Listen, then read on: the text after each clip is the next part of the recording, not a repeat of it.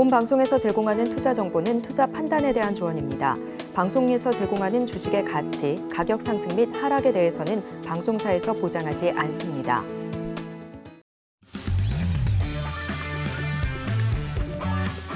안녕하세요. 해외 시장 소식을 가장 빠르게 만나보는 시간, 해외 선물 신세계 리턴즈의 손자입니다.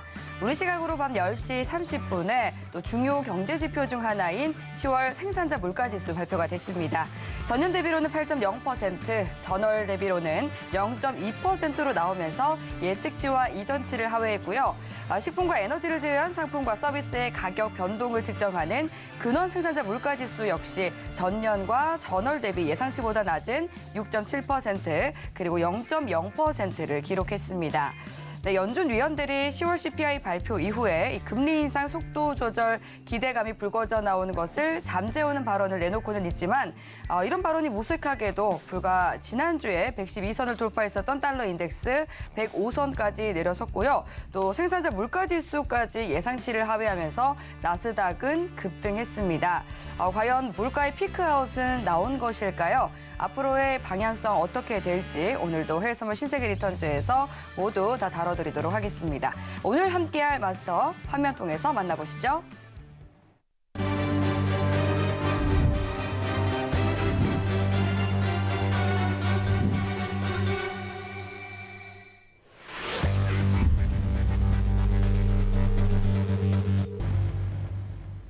네, 화요일은 천명 마스터님과 함께합니다. 반갑습니다. 네, 시청자분들과 인사 나눠주시죠. 네, 시청자 여러분 안녕하십니까. 천명입니다. 또 일주일 만에 찾아뵙고요. 지난 주말에 이어서 오늘도 출근길에 비가 좀 보슬보슬 내렸습니다. 이제 겨울이 성큼 다가오는 겨울비인 것 같습니다. 자, 코로나가 다시 증가세 있죠. 또 이렇게 또 갑작스럽게 또 기후변화가 급변하는 시기에는 감기 각별히 우리 시청자 여러분 유념해서 관리 잘 하시고 건강관리 잘 하시길 바라겠습니다. 자, 그리고 10시 반에 그죠? 생산자 물가지수 PPI 발표가 있었어. 그다음에 뉴욕 엠파이어 스테이트 제조업 지수도 발표가 있었고요. 자, 시장이 예상했던 것보다는 상당폭 내려왔습니다. 숫자는 좋게 나왔죠. 저번 주 CPI하고 동일하게 그렇게 나와서 다들 예상을 하셨을 거예요. 그래서 오늘도 어제 하락으로 연출이 됐지만 오늘 다시 한번 상승으로 올라가는 그런 또 주식을 하시는 분들 상당히 또 좋은 현상들은 오늘도 현상들이 일어난 것 같습니다. 어쨌든 자, 이런 현상들이 과연 지속적으로 갈 것인지에 대해서 오늘 좀 더 브리핑 시간에 간략하게 좀 설명을 드리고 그렇게 오늘 또 저희 11월이 이제 얼마 안 남았죠, 그죠? 벌써 셋째 주, 다음 주 넷째 주인데 11월 말까지 어떻게 투자자가 가져갈지에 대해서 설명을 드리는 그런 시간을 좀 갖도록 하겠습니다. 잠시 후에 뵙겠습니다. 네, 오늘도 또 마스터님과 함께 방금 전 발표된 이 따끈따끈한 생산자 물가지수에 대한 분석과 함께 시장 성공 투자 전략도 살펴보도록 하겠습니다. 방송 들으시면서 궁금한 사항들은 노란톡 통해서 질문 보내주시면 되는데요. 참여 방법은 문자번호 샵 0082번으로 천명이라고 두 글자 적어서 보내주시거나 하단으로 나가고 있는 QR코드 스캔하시고 입장해 주시기 바라겠습니다. 입장하실 때 코드는 0707 입력하고 들어와 주시길 바랄게요. 네, 지금 현재 시간 오후 10시 54분 지나가고 있는데요. 먼저 오늘 시장의 이슈부터 체크해 보시죠. 나스닥은 미국 10월 생산자 물가지수가 헤드라인 8.0%, 근원 0.2%로 예상치를 하회하는 것으로 발표됐습니다. 골드는 달러 인덱스가 105라인에 도달하며 상방 압력이 높아지고 있습니다. 오일은 오펙이 올해와 내년 원유 수요 전망치를 하향 조정했습니다. 유로 FX는 EU 무역 적자가 예상외로 선방한 반면 러시아는 적자가 급증한 것으로 발표됐습니다.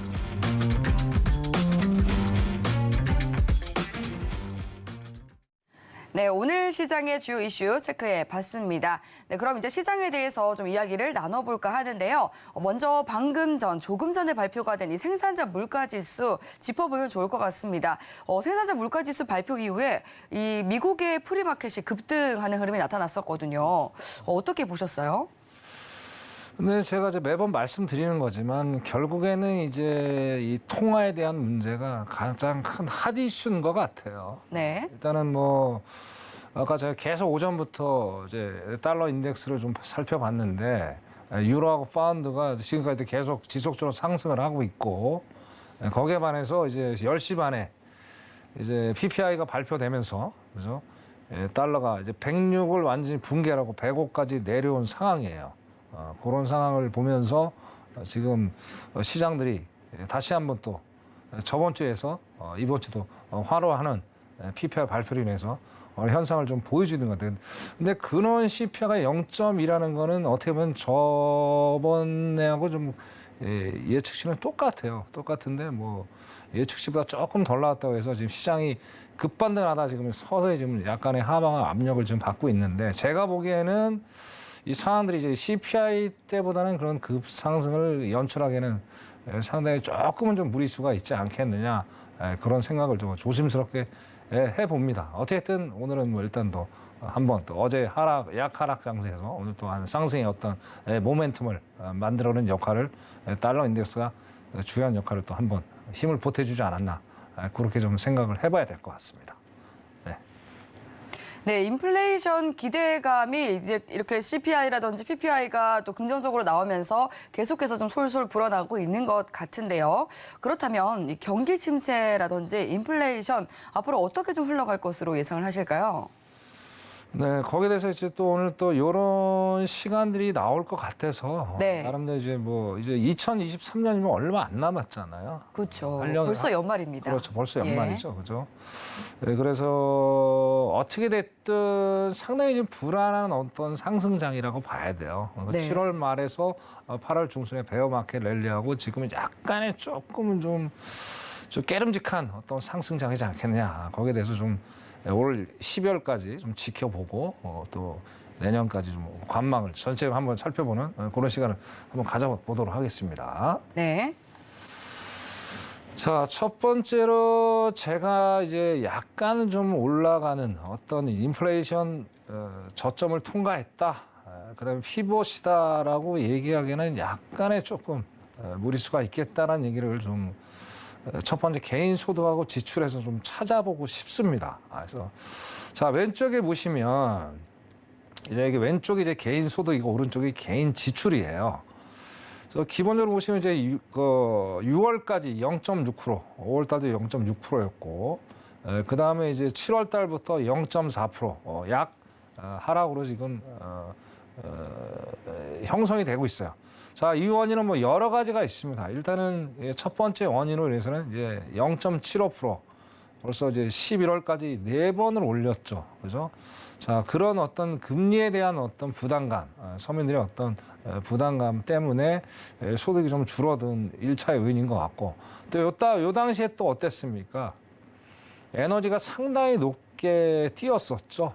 그러다 보니까 또 미국 사람들 일단 서머 베케이션 때 여행을 좀 떠나는 걸로 상당히 좋아하는데 어떤 씀씀이를 좀 줄이는 여행을 좀 자제를 하고 우리나라도 마찬가지지만 대중교통을 이용하고 그런 현상들 때문에 이제 고물가, 그죠? 고물가 때문에 이제 어떤 소득에 대한 부분들이 좀 줄어든 결과를 초래를 했던 것 같습니다. 자, 오른쪽에는 개인 지출이 또 있어요.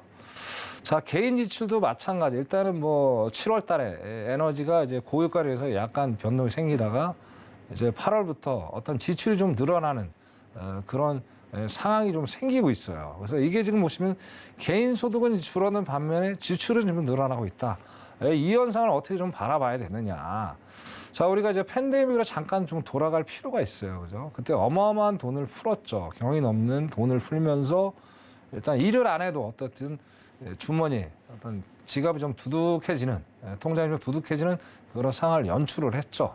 아직까지는 사람들이 여유가 좀 있었는데 0.75를 계속 올리고 고물가, 그다음에 고환율, 어떤 거기에 대한 부담으로 인해서 대출에 대한 부담, 그들로 인해서 어땠습니까? 지금 상황이 완전히 뒤바뀌고 있는 그런 상황이 지금 연출이 되고 있어요. 그래서 아직까지는 어떻습니까? 개인 지출이 상당히 소득에 비해서 반비례 관계에 있다 보니까 약간은 좀 이게 아직은 상승으로 가기에는 약간의 좀 무리수가 있는 첫 번째 원인이 아닐까라는 생각을 해서 첫 번째로 이렇게 말씀을 좀 드려봤습니다.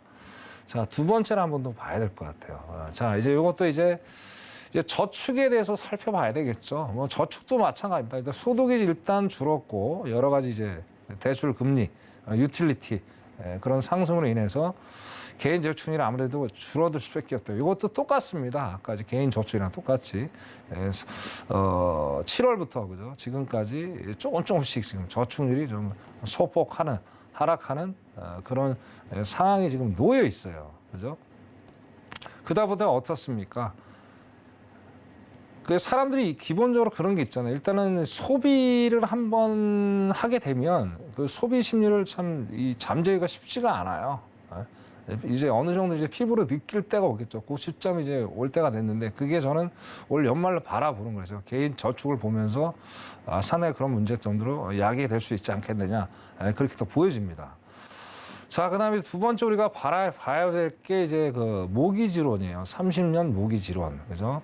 자, 10월 달까지만 한 7.1%, 7.2%까지 올라갔어요. 근데 11월에 또 0.7로 올렸고, 자, 12월에 우리 예상하기 0.50, 0.5이 거의 확실시 되죠. 그렇게 되면 4.5%가 이제 올 금리 마감이 될 겁니다. 그럼 모기 지론이 또 올라갈 거예요, 그죠? 대출 금리가, 그죠? 국채 금리는 둘째 치더라도 일단 일반 실생활에 적용되는 금리가 또 올라갈 수밖에 없는 상황. 이렇게 되다 보니까 어떻게 되겠습니까? 일단 이 뭐 개인적으로 그죠? 사람들이 어떤 씀씀이 저축을 좀 저조할 수밖에 없고 주택 대출 금리로 인해서 아무래도 지갑이 얇아지는 그런 상황이 또 연출이 될 수 있겠다. 두 번째 원인을 여기서 한번 찾아보고 싶습니다. 자, 세 번째로 한번 우리가 봐야 될 것 같아요. 제가 9월인가 이 말씀을 드렸어요. 자, 팬데믹이 끝나고 나서 이제 엔데믹이 됐죠. 사람들이 나와서 일을 좀 하려고 했는데 아무래도 이제 아직은 저축에 대한 돈이 좀 있다 보니까 어떻습니까? 직업을 구하지 않고 이제 힘든 일을 좀 안 하려고 하죠. 뭐 우리나라도 마찬가지지만 그러다 보니까 월마트에 뭐 사람 구하기도 쉽지 않은 상황이었고 그다음에 대형 트럭에 대한 어떤 기사들도 구하기 쉽지 않은 상황이었고 또 뭐 미국도 우리나라하고 상당히 비슷한 상황입니다. 노령자가 너무 많다 보니까 어떤 생산 활동을 할 수 있는 생산 인력 같은 부족 현상. 거기다가 이제 뭐 일단 3D 업종들 그죠? 좀 뭐 힘든 일들은 아무래도 좀 그 저개발 국가, 동남아나 뭐 그런 여러 가지 나라 사람들이 와서 일을 했는데 이제 팬데믹 터지면 자기 나라 다 돌아갔죠. 거기다 인력 구인난 어떤 심화 현상. 그런 것들이 이제 지속이 됐는데 결국에 이제 점차 일단 이제 사수가 늘어났었어요. 늘어나다가 저번 달부터 그죠?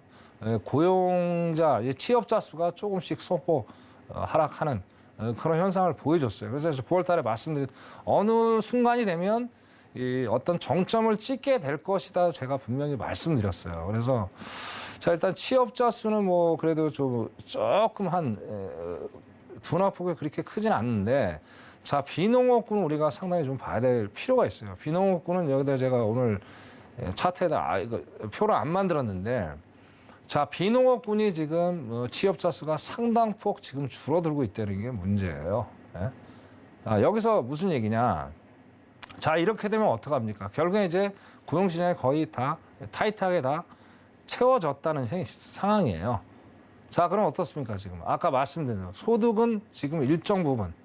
자, 일단 빅테크 기업들은 어떤 이제 이 물가 상승률에 비해서 거기에 어느 정도 임금 수준을 좀 많이 높여줬어요. 그죠?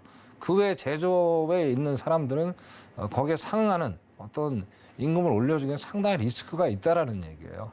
왜냐하면 이제 작년에 비해서 뭐 어닝 시즌 맞이해서 뭐 많은 기업들이 그죠? 실적 발표를 했는데 뭐 그렇게 썩 좋은 어떤 발표는 없었어요. 그럼 기업이라는 게 어떻습니까? 실적이 많지 않으면 결국에는 뭐 해고를 할 수밖에 없는 상황에 또 놓여 있고 또 뭐 아마존도 지금 10,000명, 거기다가 뭐 메타도 뭐 18,000명.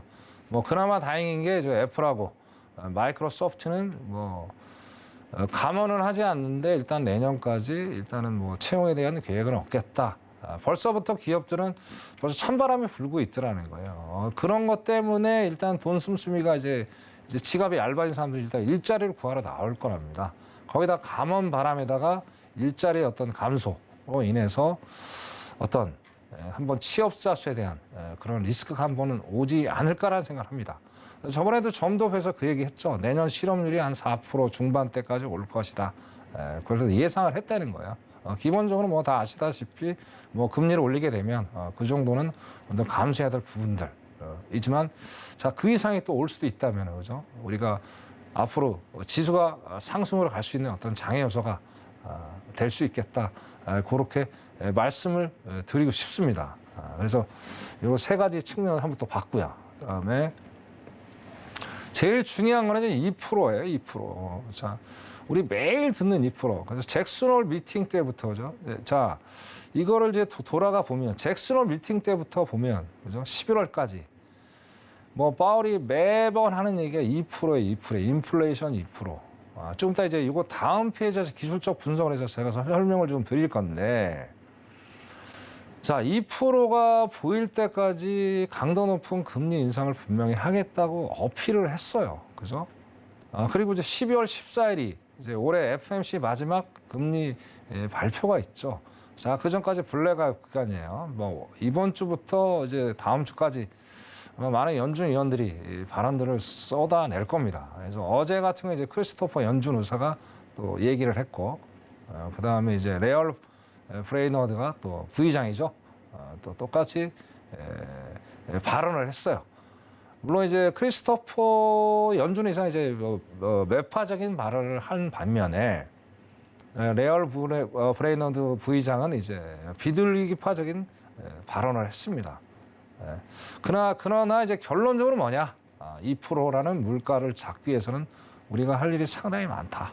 그렇기 때문에 자, 피봇은 아닙니다. 피봇은 자, 금리 인상 속도를 좀 늦추자라는 상황하고 2%까지 갈 때까지 좀 강도 높게 가자. 하여튼 의견이 분분하고 있다는 거예요. 그래서 다시 한번 말씀드리면 2%라는 숫자는 이 사람들이 이제 연준이 목표하는 가장 중요한 숫자입니다. 그래서 여기까지 가기 위해서는 어떻게든 강도 높은 금리 정책 서서히 가느냐 아니면 빠르게 가느냐 그 차이가 있겠지만은 금리 정책은 지속적으로 단행을 할 것이다. 그런 거를 바라봤을 때 어떻습니까? 상당히 상승으로 가기에는 무리수가 있겠다라는 얘기를 제가 여기서 말씀을 좀 드리고 싶은 거예요. 그죠? 자, 그 다음에 자, 기술적 분석을 한번 제가 해드려 볼게요.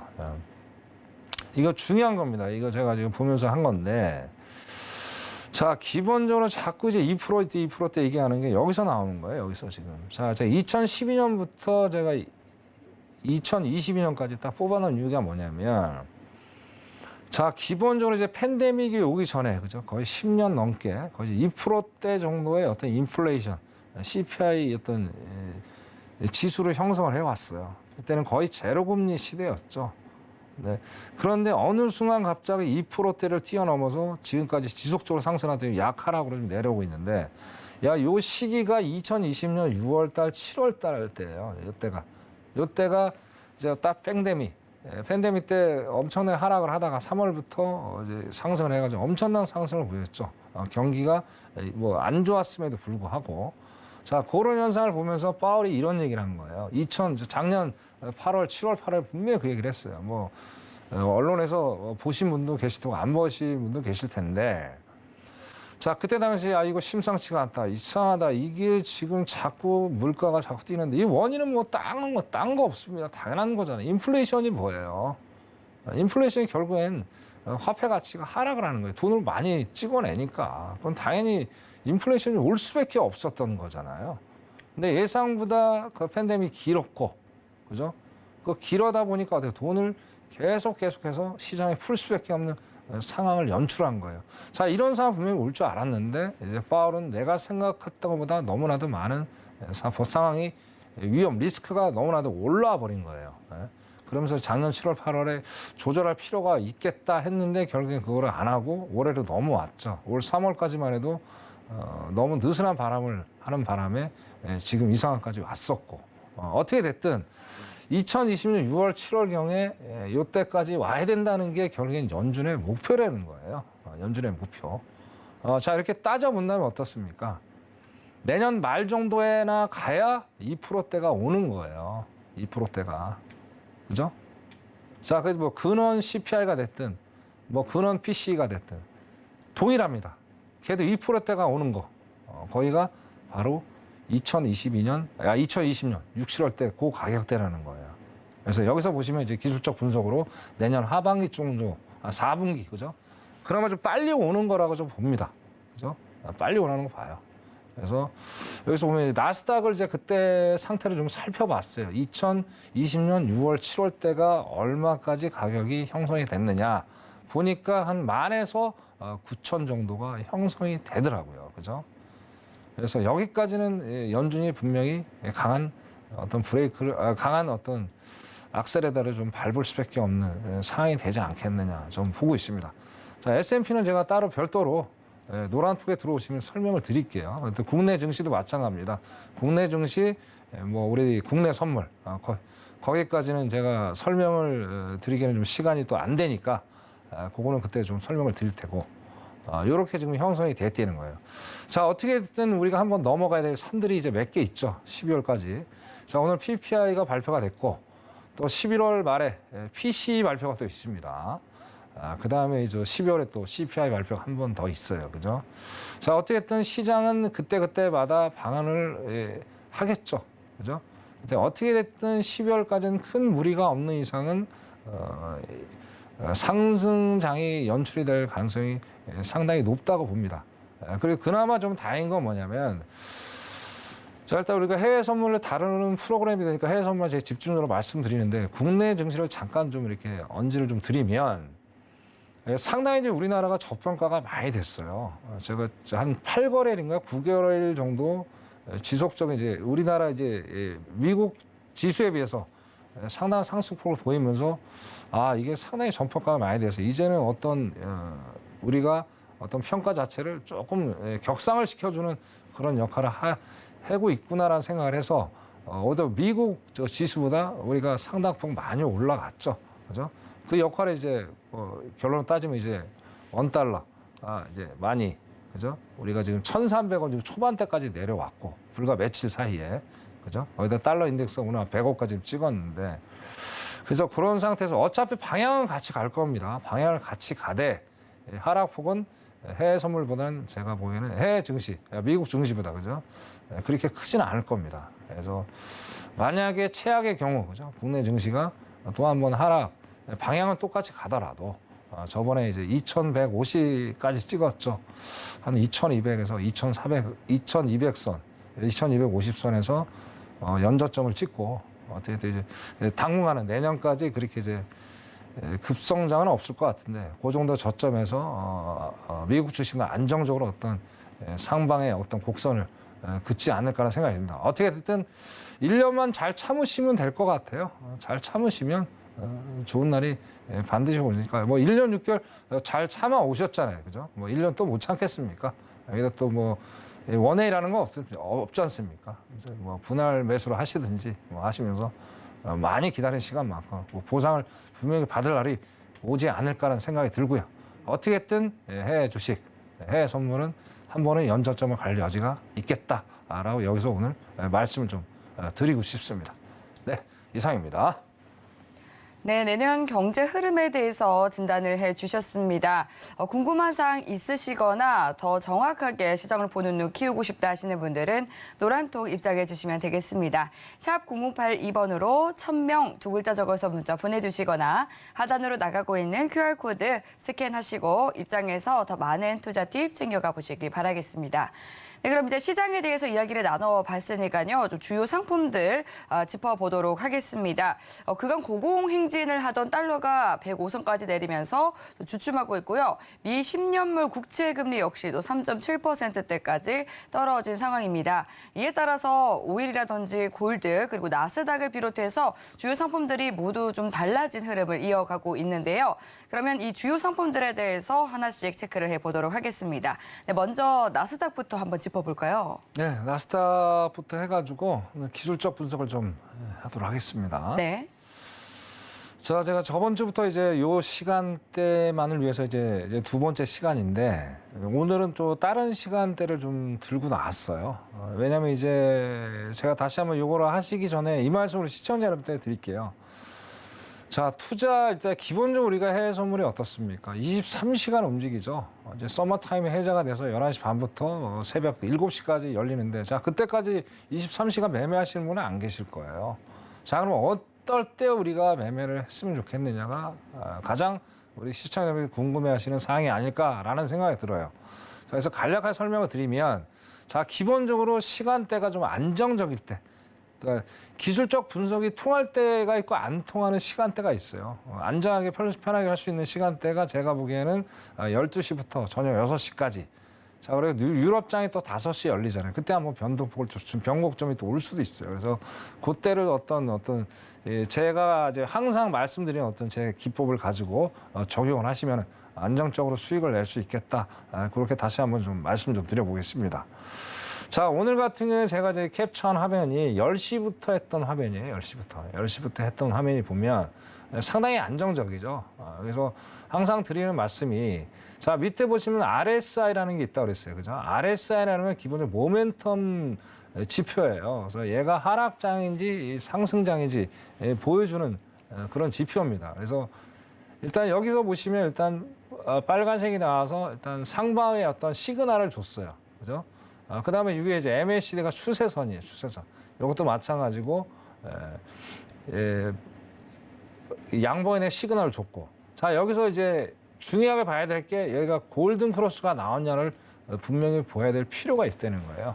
그죠? 자, 골든 크로스가 나왔어요. 여기서 바로 진입을 하시면 안 되는 거예요.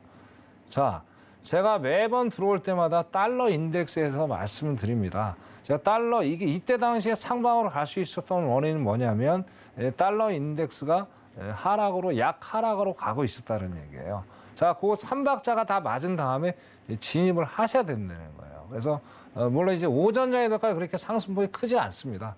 그래도 여러분들이 뭐 어차피 이게 재테크하는 상품이잖아요. 그래서 그렇기 때문에 뭐 여러분들이 생각하는 이상으로 수익을 낼 수도 있고 적정선의 수익을 낼 수 있겠다.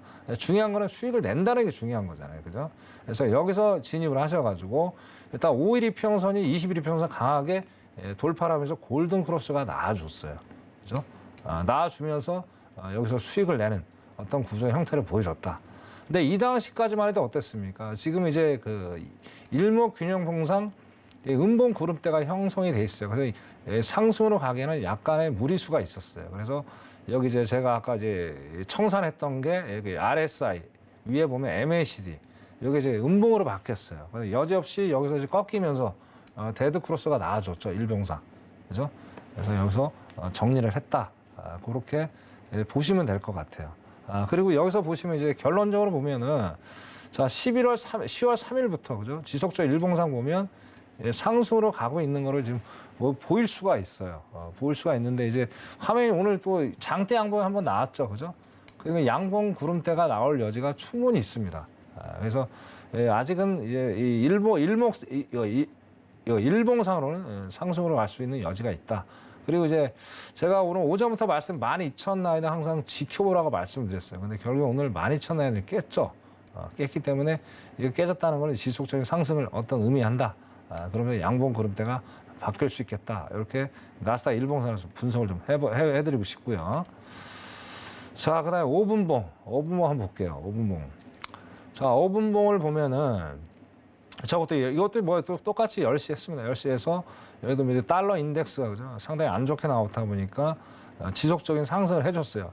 물론 이제 여기 이제 골든 크로스가 나왔지만 어떻습니까? 이제 움직임이 그렇게 이게 뭐 이게 팍팍 올라가는 그런 상황이 아니잖아요. 그래서 거의 이제 그 플래팅 되듯이 이제 거의 이제 각도가 많이 안 나왔음에도 불구하고 계속 상승으로 갈 수 있었던 게 원인은 뭐냐면 기술적으로 봤을 때 자 20일 이평선에서 강하게 지지를 지금 하고 있는 형상을 보여주고 있어요.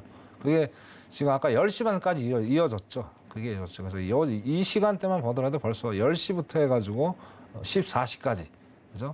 근 6시간 동안 계속 약 상승을 하고 있는 그런 상황을 보여줬다. 그래서 제 기법 MACD 이거 RSI 이걸 잘 이용을 하시면요 안정적으로 이 시간대에 수익을 낼 수 있다는 거를 다시 한번 제가 강력하게 좀 말씀을 드리고 싶습니다. 자, 그다음에 다음 거 한번 볼게요. 다음 거 이제 나스닥은 다 봤고요. 그다음에 이제 크루드 오일이죠. 크루드 오일 그죠? 자, 크루드 오일은 뭐 참 여러 가지 변수가 상당히 많아요. 많은데 그거는 뭐 차후에 좀 설명을 드리더라도 일단은 뭐 아까 뭐 얘기 나 오펙의 어떤 이 내년에 소비에 대한 좀 부정적으로 좀 바라봤고 그런 게 지금 영향을 많이 미치는 것 같습니다. 그래서 기술적 분석으로 봤을 때 일봉상입니다. 일봉상 봤을 때. 자, 일단은 얘가 지금 그죠? 지난주에 93달러까지 한번 올라가다가 그죠? 지금 하락을 받았어요. 여기가 보시면 이제 위에 보시면 120이라고 241 이평선이 있어요. 자, 여기서 강한 저항을 받은 거예요. 기술적으로 봤을 때. 근데 단순히 기술적으로만 보시면 안 되고 시장을 왜 내려갔는지 근거를 알아야 되잖아요. 기술적 분석만 가지고 어떤 투자를 잘못하면 낭패를 볼 수 있어요. 자, 그 비단 예로 어떻습니까? 어제 같은 경우는 상당히 더 상승을 했었죠. 일봉상. 근데 오늘은 또 하락을 하고 있다는 게 원인을 알아야 되는 기술적으로만 접근하면 안 되겠다. 그래서 결론은 제가 봤을 때는 여기 이제 60일이 비가 뭐 이제 장기 이평선이 다 지금 수렴해 있어요. 20일, 60일, 120, 240 위에 있고. 그래서 요 지금 84달러에서 이제 90달러. 요 상태 이제 9월 달, 10월 달하고 좀 상당히 비슷하게 가고 있어요. 그래서 10월 달부터 지금 11월 달까지 요 박스권에서 계속 지금 머무르고 있다는 거예요. 그래서 큰 변화가 없는 이상은 12월 달도 이런 시장이 계속 지속적으로 흘러갈 수 있는 여지가 있겠다. 내일 또 원유 재고 발표가 있죠. 어제 발표인데 그걸 좀 보시면서 여기서 이 수렴에 있는 장기 이평선 돌파를 하는지 붕괴를 하는지 지지를 하는지 이걸 보시고 어떤 투자 전략을 좀 짜야 되겠다. 그렇게 좀 말씀을 드리고 싶습니다. 자, 어쨌든 이것도 오전에 뭐 투자를 했습니다. 투자를 해서 일단 시향을 본 결과 요거는 이제 달러 인덱스하고는 별개로 움직여요. 이제 기본적으로 사람들이 그렇게 생각을 해요. 이제 달러가 내려가면 원유는 올라간다. 그거는 기본적인 얘기고, 그거는 여기서 통하지가 않습니다. 지금 원유가 보여야 될 게 많기 때문에. 그래서 여러 가지 시장 상황 본 결과 오늘 하방으로 생각을 했었고, 뭐 여기도 똑같습니다. 이제 MAC도 마찬가지고, 뭐 RSI도 마찬가지고, 정확한 음봉 시그널이 나와서 진입을 해서 데드 크로스죠, 그죠? 데드 크로스가 나오면서 20일 이평선을 강하게 돌파를 했고, 그다음에 60일 이평선에 지지를 받았지만 결국엔 하락을 해서 어떤 수익을 낼 수 있는 그런 구조를 만들었다. 그렇게 말씀을 좀 드릴 수 있을 것 같습니다. 자, 그리고 다음 거 볼게요. 자, 골드. 자, 골드 일봉을 한번 또 살펴봐야 될 필요가 있죠. 자, 골드를 제가 이 말씀을 드렸을 거예요. 자, 1600. 지금 이제 그 3대 지수, 이제 그 팬데믹에 가장 근접하게 빨리 내려온 게 지금 골드예요, 골드. 그래서 1600, 요 선이 어떻게 보면 연저점이 될 가능성이 상당히 높겠다고 말씀 분명히 드렸어요. 그게 이제 말함과 동시에, 그죠? 지금 거의 8거래일 연속 지금 상승 중에 있습니다. 그래서 저 위에 보시면 일봉상 위에 보시면 이제 240 장기 이평 최장기 이평선이죠. 240 이평선인데 오늘 요거는 돌파를 할 겁니다. 오전에 봤으니까 지금 상당폭 올라갔겠죠, 그죠? 자, 이거를 돌파를 했다는 거는 뭐 상당히 지속적인 상승. 자, 한때는 그랬죠. 뭐 2,000까지 간다. 근데 제가 보기엔 얘가 2,000까지 가장 빨리 갈 수 있는 연 고점에 가장 빨리 도달할 수 있는 게 골드가 아닐까라는 생각이 좀 들어요. 그렇기 때문에 지금 또 여기다 어떻습니까? 뭐 FTX 이제 코인에 대한 또 거기 안전자산 뭐 얘기들 많이 많았잖아요, 그죠? 근데 결국에는 그것 때문에 물거품이 있는 상태고, 그래서 오로지 지금 믿을 거는 제가 보기엔 안전자 골드 같아요. 그래서 골드는 여러 가지 볼 거 별로 없습니다. 그냥 달러만 보고 반대로 움직이니까 달러만 보고 하시면 오히려 이게 또 초보자분들이, 그죠?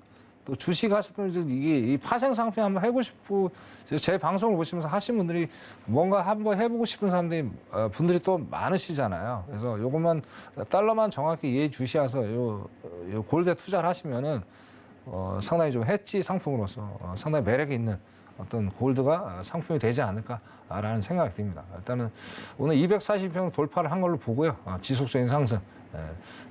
달러만 또 상승을 안 간다면 지속적인 상승이 예상해 볼 수 있을 것 같습니다. 자, 분봉 한번 보겠습니다. 분봉. 자, 이건 뭐 오전에는 기본적으로 그렇게 변동폭이 크지가 않습니다. 골드는. 그래서 변동폭 크지가 않기 때문에 상당히 횡보장이 상당히 이제 될 여지가 상당히 높게 있어요. 여기 밑에 보죠. RSI도 마찬가지고 MACD도 마찬가지고 어떤 추세가 정확히 나오지가 않습니다. 하지만 그래도 이제 약수익을 또 안정적으로 낼 수 있는 건 또 올해 골드가 될 수가 있어요. 뭐 다른 것들에 비해서 이 변동폭이 상당히 뭐 별로 크지가 않아요. 크지가 않기 때문에 물론 뭐 저번 주에 한 두 번에 3% 넘는 상승이 있었지만 그때는 뭐 달러 인덱스 갑작스럽게 뭐 안 좋게 나오다 보니까 그런 현상이 보여진 거고 안정적으로 다른 상품에 비해서 방향성만 정확히 우리가 맞아준다면은 다른 상품에 비해서 안정적으로 어떤 투자하는 수 있는 상품이 되지 않을까 생각이 들어요. 그래서 요 시간대는 제가 2시에 매매를 했어요. 2시에 매매를 해서 자, RSI 똑같습니다. RSI 이건 제 거는 너무나도 뭐 단순하게 접근을 해야 되는 거기 때문에 여러분들 골치 아프게 생각할 필요가 없어요. 그래서 RSI 또 상승이 나왔고 MAC도 마찬가지고 그래서 달러 인덱스가 하락으로 내려오면서 상승을 어떤 전환을 하는 이것도 짧은 수익이 아니에요. 거의 20-30틱 정도 수익이 난 상황이기 때문에 뭐 요즘 환율이 아직까지는 높잖아요. 1,300원대이기 때문에 뭐 곱하기 하시면 대충 수익이 어느 정도 될 거다 생각을 하실 겁니다. 그래서 이 골드를 한번 다른 거에 비해서 안정적이니까 요거를 좀 주식을 하시는 분들 중에 한번 해외 선물에 해보고 싶은 분들은 요걸 한번 해봐라. 그렇게 해서 권장을 좀 드리고 싶습니다. 자, 마지막으로 유로 한번 볼게요. 유로. 그죠? 유로. 자, 유로는 이제 또 말씀드리면은 달러하고 완전히 반비례죠. 달러, 금하고 동일하게. 그래서 이것도 지금 가만 보시면 비슷해요. 그죠? 비슷하죠? 금하고. 그죠? 이것도 거의 8개월 연속 상승을 하고 있고, 242평선을 지금 돌파를 했어요. 그래서 그러니까 상품들을 그러니까 달러를 보게 되면요, 어떤 유형들이 비슷하게 가는 것들이 상당히 일관성 있는 상품들이 상당히 많아요. 그래서 그걸 보시고 어떤 일관성이 그러니까 공통점이 많다는 거죠. 공통점이 그런 걸 보시고 어떤 투자를 하시면은 또 안정적으로 할 수 있어요. 리얼 데이터를 안 보고 단순히 기술적으로 하시면 절대 안 되겠다 말씀을 드려요. 그래서 이것도 지금 보시면은 이제 242평선까지 강하게 돌파를 했다는 이건 지속적인 상승이 어떤 연출될 가능성이 상당히 높아요. 그래서 어차피 이제 미국 이제 영국도 금리를 올리고 있고 전체적으로 다 올리고 있잖아요. 그렇기 때문에 어쨌든 달러의 약세로 인해서 유로가 한동안은 상승으로 갈 수 있는 여지가 또 연출이 될 것 같고 또 페리티가 이제 무너졌죠. 제가 보기엔 이제 1달러 위가 이제 거의 안착이 된 것 같습니다. 그래서 거기서 이제 계속 상승을 얻은 여지가 있겠다. 그래서 달러 못지않게 이것도 한번 투자해 볼 가치가 있는 충분히 상품이 되겠다. 그렇게 좀 말씀드리고 싶습니다. 자, 그리고 마지막으로 이제 5분봉 한번 살펴볼게요. 저는 기본적으로 이제 매매를 하는데 뭐 1분봉, 5분봉, 뭐 30분봉 하시는 분들이 계시는데 저는 기본적으로 5분봉을 하실 거로 권장을 드려요. 그래서 5분봉을 좀 하시고 요거는 제가 11시 정도에 이제 제가 이제 어떤 매매를 했던 건데 11시 정도에 그죠? 어떤 이제 달러 동일합니다. 달러의 어떤 지속적인 하락으로 인해서 상승으로 갔었고 여기도 지금 5분봉이라 여기 똑같아요. 지금 상황이 240평에서 똑같이 올라갔잖아요. 그죠? 강하게 붕괴를 한 거예요. 그래서 지금도 많이 올라갔을 겁니다. 많이 올라갔고 그런 상황들. 결국에 이제 제가 항상 드리면 이평선 매매를 잘 하셔야 돼요. 이게 바로 추세 매매라는 거예요. 추세 매매. 추세 매매를 어떤 근거 없이 하시면은 항상 낭패를 본다는 얘기예요. 다시 한번 말씀드리지만, 자, 일단 이평선이 일수가 길면 계속 강한 저항대가 온다는 거예요. 근데 저항대가 안 오면 어떻습니까? 더 우리가 손쉽게 어떤 수익을 낼 수가 있겠죠. 그래서 항상 차트라는 건 동일하게 적용이 되지가 않죠. 매일매일 다르죠. 근데 이거 같은 경우는 어떻습니까? 지금 여기 120하고 240 이평선이 몰리기 전에 여기 60평선이 몰렸을 때 여기서 강하게 저항을 받으면서 어떤 시간들은 좀 지체를 했어요. 결국엔 뭐 여기 일단은 이 골든 크로스가 나왔기 때문에 일단은 이 홀딩 매매를 일단 골든 크로스가 나왔다는 건 일단 홀딩을 할 여지가 충분히 있다는 거예요. 그래서 여기서 또 이제 강한 저항 없이 241평까지 어떤 수익을 냈다. 그렇게 좀 말씀을 드릴 수 있을 것 같습니다. 자, 네 가지를 이제 설명을 드렸는데 이게 뭐 짧게 가다 보니까 뭐 세부적으로 설명이 안 된 것 같은데 또 나중에 또 이제 노란통에 한번 들어오시면 자세하게 또 설명을 드리는 그런 시간을 갖도록 하겠습니다. 네, 이상입니다.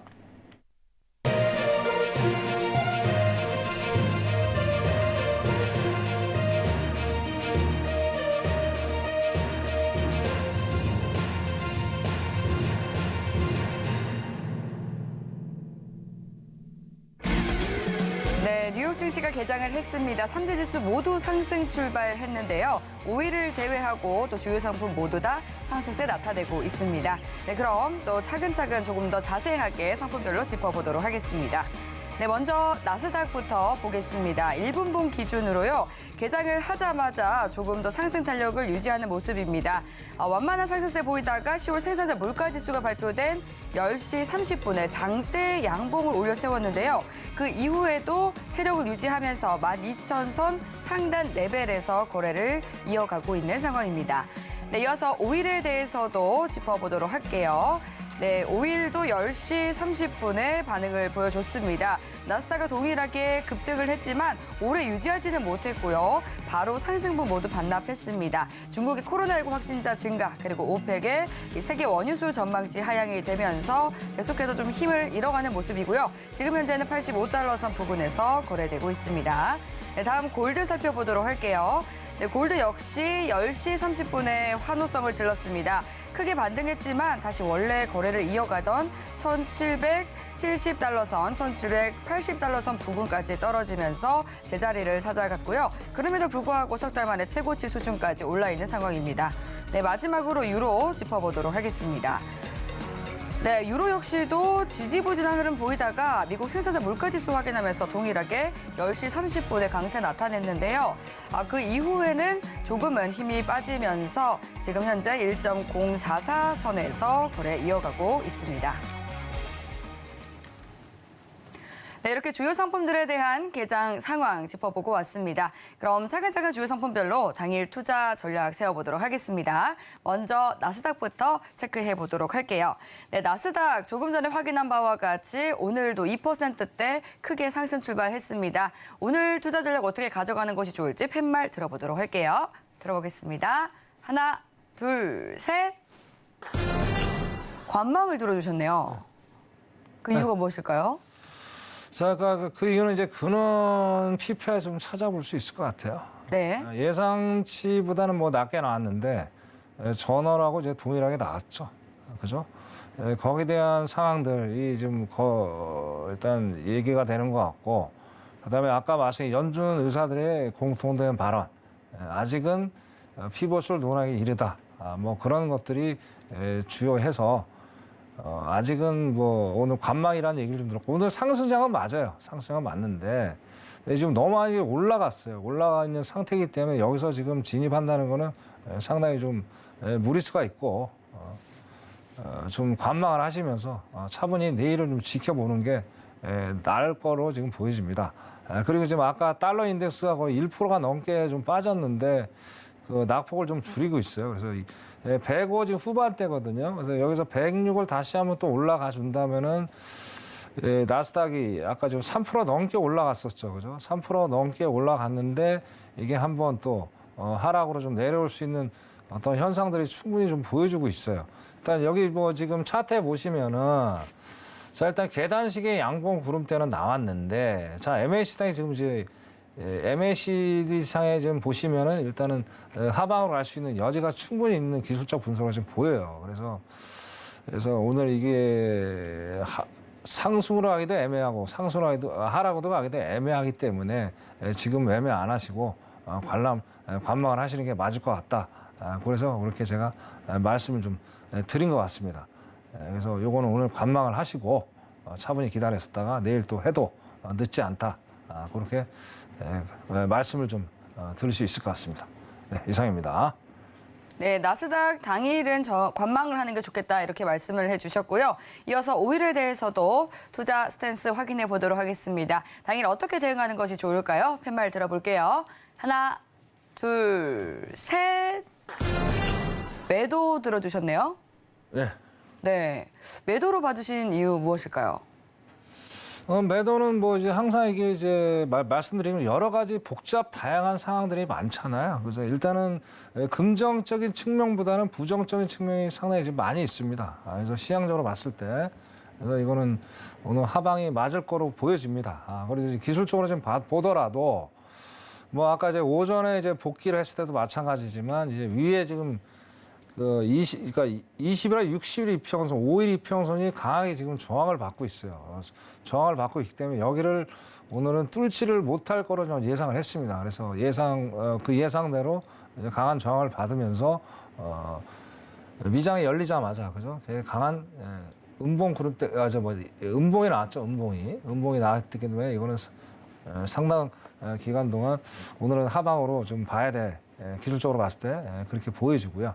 아직은 이제 양봉 구름대 약하게 형성이 돼 있지만 저는 양봉 구름대하고 이제 구름대 어떤 교차점이 지금 놓여 있기 때문에 이거는 상승을 하기에는 오늘 양칼에 무리가 있다. 그래서 하방으로 지금 제가 말씀을 드렸고, 자 그래서 지금은 참 그저 지금 보시면은 어마어마 이게 상당히 고민을 많이 하는 지금 차트예요. 이런 상황에서 매마력이 상당히 이제 부담이 갈 수도 있는데요. 어쨌든 이제 자리값을 제가 좀 드려야 되니까. 자, 여기가 보시면, 자, 얘가 지금 242평선 쪽입니다. 얘가 242평선 쪽에서 강하게 지금 저항을 받으면서 하락의 압력을 받고 있어요. 뭐 장대 한봉, 장대 한봉 막 지금 그런 상황인데. 자, 8530에서 50 사이에 다시 한번 지지 저항 여부를 좀 확인 한번 해 보시고, 여기서 매도 전략을 짧게 좀 노려보시는 게 타당할 것으로 보입니다. 왜냐하면 내일 있잖아요. 원유 재고 오늘 새벽에 또 재고 발표가 있고 내일 새벽이죠. 내일 새벽. 내일 저녁에 또 원유 재고 발표이기 때문에 뭐 섣부르게 이게 장기적인 전략으로 가자면 낭패를 볼 수 있을까. 오늘 여기 밑에가 말해주는 거예요. 어떤 지금 어디로 갈지를 정확히 추세는 하방은 맞는데 갑자기 또 튀어올 수 있는 그런 여지가 있기 때문에 정확히 아까 말씀드린 20에 30 사이 확인 한번 해보시고 그래서 짧게 매도 전략 가져가라. 그렇게 말씀드리고 싶습니다. 이상입니다. 네, 오일에 대해서는 매도 전략 세워주셨습니다. 그리고 이제 시장에 대해서 오늘은 관망을 얘기를 해주셨지만 앞서서 시장 분석을 해주실 때 이제 추가적으로 우상향을 할 수는 있지만 연 저점 부근인 9,000선 그리고 10,000선까지도 하락폭 열려 있다 이렇게 봐주셨거든요. 네, 그렇죠. 이제 그런데 연준 위원들 매파적인 발언 내놓고는 있지만 라이엘 브레이너드 부의장 같은 경우는 곧 금리 인사 속도를 늦추는 것이 적절하다 이런 발언도 나왔기 때문에 또 추가 상승에 대해서도 좀 기대감이 있는 상황인데 그렇다면 이제 저점은 9,000에서 10,000선 또 올라가게 된다면 한 어느 선까지 올라갈 수 있다고 보시나요? 올라가게 되더라도 예. 지금 13,000 정도?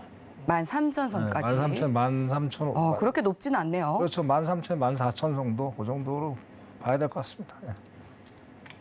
네, 이제 나스닥에 대해서도 좀 살펴봤고 또 주요 상품들까지 짚어봤습니다. 그리고 이제 내일 무료 공개 방송까지도 서명 마스터님이 준비해주고 계신데요. 내일 공개 방송은 어떤 주제로 좀 다뤄주시나요? 자, 오늘 뭐 PPI 모든 시청자들이 가장 또 관심을 또 갖고 있는 게 PPI잖아요. 거기에서 오늘 또 오늘 결과가 나온 만큼 그 분석을 통해서 향후 미 증시 또 국내 증시에 미치는 영향들. 또 어떻게 우리가 투자 전략을 짜야 될지 거기에 대해서 설명을 좀 드리고 그리고 또 오늘 거까지도 보태서 좀 설명을 드리는 시간을 좀 갖도록 해야 될 것 같습니다. 거기다 또 이제 조금 있다가 이제 또 PC 발표가 또 있죠. 다음 주쯤에는 PC 발표도 더불어서 그것도 중요하죠. 거기 지금 이제 중요한 어떤 물가 관련된 지표들이 나올 때마다 시장이 과민하게 반응을 하죠. 과연 PC도 오늘처럼 과민하게 반응을 해서 또 상승목을 한번 연출해 줄지 그것까지 곁들여서 설명을 드리는 그런 시간을 좀 갖도록 하겠습니다. 내일 많이들 시청해 주시고요. 기대해 주시면 감사하겠습니다. 네, 이상입니다. 네, 오늘 나온 10월 생산자 물가지수에 대해서도 또 꼼꼼하게 분석을 해주신다고 하니까요.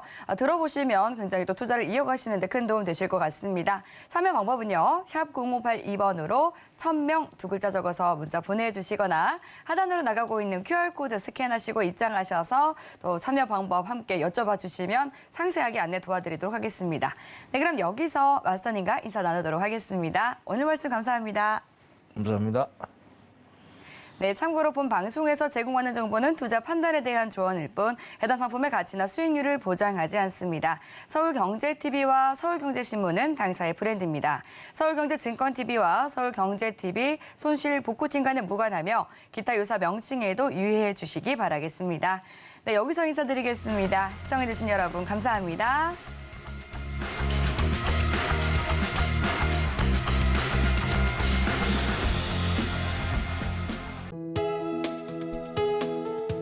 본 방송에서 제공하는 투자 정보는 투자 판단에 대한 조언입니다. 방송에서 제공하는 주식의 가치, 가격 상승 및 하락에 대해서는 방송사에서 보장하지 않습니다.